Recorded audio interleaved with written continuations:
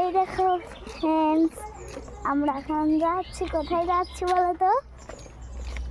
বলে দাও তোমার। তুমি বলো কোথায় যাচ্ছি। আমি কেন বলবো? আজকে ক্যামেরাটা কে করছে? তুমি করছো তো, তুমি বলে দাও।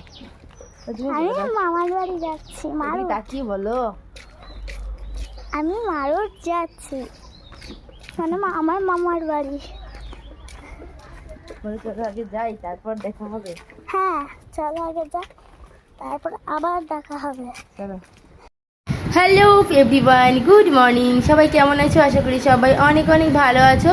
তো যেহেতু গুঞ্জা ভিডিওটা স্টার্ট করেছে ওই জন্য আর গুড মর্নিং বলা হয়নি। তো আমি এখন তোমাদের সকলকে গুড মর্নিং বলে দিলাম। তো যাওয়ার পথে দেখো আমার বোনের ছেলের জন্য একটু টক দই নিতে এসেছিলাম আর একটু মিষ্টি দই নিলাম। তো আমার বোনের ছেলে যেহেতু ছোটো বাচ্চা, তো ওকে মিষ্টি দই খাওয়াবে না, একটু টক দই দেবে, তার জন্য আরও আসলাম টক দই নিতে। তো এটা হচ্ছে আমার নিজের কাকা শ্বশুরের দোকান। তোমরা অনেকেই শুনেছো দইয়ের দোকান দইয়ের দোকান, তো তোমাদের বলা হয়নি সম্পূর্ণভাবে। তো এটা হচ্ছে আমার কাকা শ্বশুরের দোকান। তো দইয়ের ব্যবসা আছে আমার কাকার। তারপর চলে যাচ্ছি, দেখো আমার কাকার বাড়ি থেকে বেরিয়ে আর গুঞ্জাকে দেখো দাদাই দিয়ে দিয়েছে একটা আইসক্রিম। আর গুঞ্জা তো রাস্তাতেই খাবে আইসক্রিম, বাস চলে আসলে কী অবস্থা হবে বলো। তো যাই হোক, ওকে একটু আইসক্রিমটা খাওয়া হয়ে গেছে, তারপর বাস চলে এসছে। আর আমার অবস্থাটা দেখো ঘেমে নিয়ে একদম পুরো একসা হয়ে গেছি, এতটা গরম আর এত রৌদ্র উঠেছে কি বলবো। তারপর দেখো বাড়ি কোনো রকমে পৌঁছে গেছি। তো গুঞ্জা মেন গেট দিয়ে ঢুকবে না, এই গেটটা দিয়ে ঢুকবে।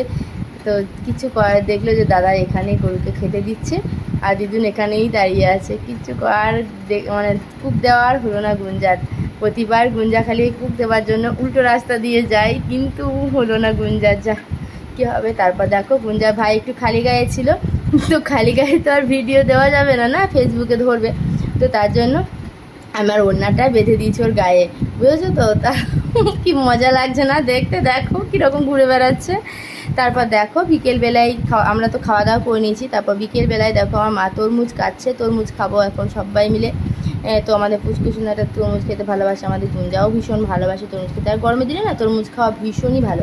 তারপর দেখো বিকেলবেলার দিকে এদিকে আমাদের যে দোকানের সামনে, আমার বাবার দোকান আছে মুদিখানা, তো দোকানের সামনে ট্রেন দিয়ে জল যাচ্ছে, ওইটা দেখছে, তাকে দেখবে ওই দেখাচ্ছে জলটা যাচ্ছে তা।